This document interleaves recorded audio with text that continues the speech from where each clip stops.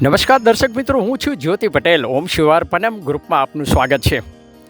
આજે આપણે 45 degree 48 degree ગરમી સહન કરી ચૂક્યા છીએ. ધરતીનું તાપમાન સતત વધી રહ્યું છે અને આકાશમાંથી અગનગોળા વરસી રહ્યા છે.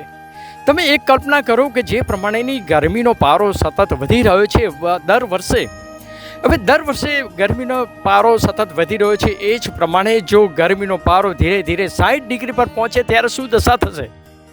જ્યારે ગરમીનો પારો 60 ડિગ્રી પર પહોંચશે ત્યારે કેનાલ, તળાવ, નદી અને જળાશયો સુકાઈ જશે, વૃક્ષો સુકાઈ જશે, પેડ પૌધે એટલે કે વનસ્પતિ પણ સુકાઈ જશે.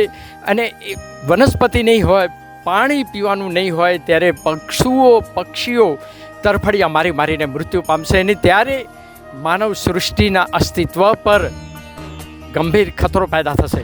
અને એ સમયે જ ભડભડ જ્યારે અગન વર્ષાઓ વરસતી હશે આકાશમાંથી, ત્યારે જે 60 ડિગ્રી ગરમી પડતી હશે ત્યારે માનવ સૃષ્ટિ, જીવ સૃષ્ટિ નું અસ્તિત્વ પણ જોખમમાં મુકાઈ જશે. એમાં કોઈ બેમત નથી. અને આ જ બાબતથી ચિંતિત પરમ પૂજ્ય શિવકથાકાર ડૉક્ટર લંકેશ બાપુએ એક નવું જ અભિયાન શરૂ કર્યું છે. નાની ઉંમરથી શિવકથા કરનાર ડૉક્ટર લંકેશ બાપુ લોકોને શિવકથાના માધ્યમથી શિવની આરાધના, ઉપાસના અને સાધના કરીને જીવનને ધન્ય બનાવવા માટે અને સુખી જીવન, સ્વસ્થ જીવન, સન્માનિત જીવન જીવવા માટે પ્રેરિત કરી રહ્યા છે. જ્યારે બીજી બાજુ લંકેશ બાપુની એક મહત્ત્વની વાત એ છે કે જ્યારે પણ તેમની કથાનો શુભારંભ થાય છે ત્યારે સૌ પ્રથમ રાષ્ટ્રગાન કરવામાં આવે છે, એટલે કે રાષ્ટ્રભક્તિ એમના નસમાં છે. અને પૂજ્ય ડૉક્ટર લંકેશ બાપુએ એક નવું જ અભિયાન શરૂ કર્યું છે, અને તે છે એક પેડ શિવ કે નામ, એટલે કે એક વૃક્ષ શિવાર્પણ.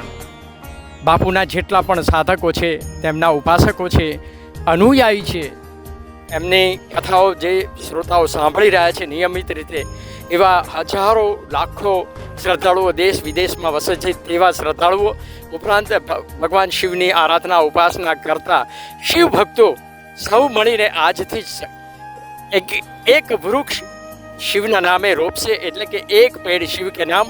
અને એ જ વૃક્ષ શિવને અર્પણ કરવામાં આવશે. કારણ કે શિવજી પ્રકૃતિના દેવ છે અને શિવજીને પ્રકૃતિ પ્રિય છે. એટલે જો ભોળાનાથને પ્રસન્ન કરવા હોય તો દરેક વ્યક્તિએ, શ્રદ્ધાળુએ વૃક્ષ વાવવું પડશે. અને જો દરેક વ્યક્તિ જે પ્રમાણેની વૃક્ષ વાવીને એન્વાયરમેન્ટનું જતન નહીં કરે તો આવનારા ભવિષ્યમાં કદાચ 60 ડિગ્રી સુધી આ વાતાવરણ પહોંચી જાય. અને જે દિવસે 60 ડિગ્રી ગરમી પહોંચશે ત્યારે માનવ નહીં પણ સમગ્ર સૃષ્ટિના અસ્તિત્વ ઉપર ભય છવાઈ જશે. તો લંકેશ બાપુના મુખે સાંભળીએ. લંકેશ બાપુએ ખૂબ જ પ્રેરક વાત કરી છે. હર હર મહાદેવ, જય કાશી વિશ્વનાથ. અત્યારે આપણે સૌ ગ્લોબલ વોર્મિંગથી ખૂબ જ પીડાઈ રહ્યા છીએ. કારણ આપ જોતા હશો કે 45 ડિગ્રી ઉપરથી અત્યારે આપણે પસાર થઈ રહ્યા છીએ. વિશેષ કરીને તમે વિચારો કે 60 ડિગ્રી થાય તો જીવન શક્ય નથી. તો દેવાદિદેવ મહાદેવની પ્રકૃતિ ખૂબ પ્રિય છે.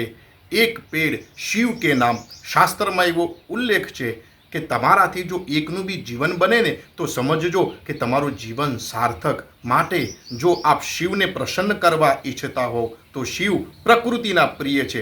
જો તમે એક વૃક્ષ રોપશો અને એનું જતન કરશો ને તો તમારી 71 પેઢી તરી જશે અને પ્રકૃતિના દરેક સુખ આપને પ્રાપ્ત થશે. માટે એક પેડ શિવ કે નામ, શિવાર્પણમસ્તુ, શિવને અર્પણ થાય એ ભાવનાથી જીવનને ધન્ય બનાવો.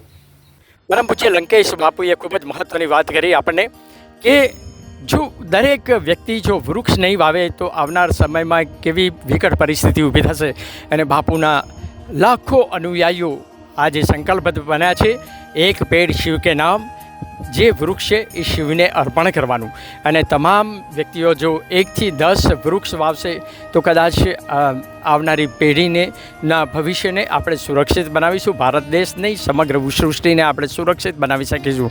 તો આપણે સૌ સંકલ્પિત બનીએ કે આપણે પણ આપણા પિતૃદેવના નામે, આપણા પરિવારજનોના નામે, ભગવાન શિવજીના નામે એક વૃક્ષ વાવીને શિવજીને આપણે અર્પણ કરીએ અને શિવાર્પણમ પ્રોજેક્ટમાં આપણે પણ સહભાગી બનીએ અને પૂજ્ય બાપુના અત્યંત મહત્ત્વપૂર્ણ પ્રોજેક્ટમાં ને સફળ બનાવવા માટે પણ આપણે યથાયોગ્ય સહયોગ આપીએ.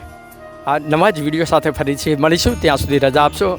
સૌ પર ભોલેનાથની કૃપા સદૈવ વરસતી રહે એ જ અભ્યર્થના, એ જ પ્રાર્થના.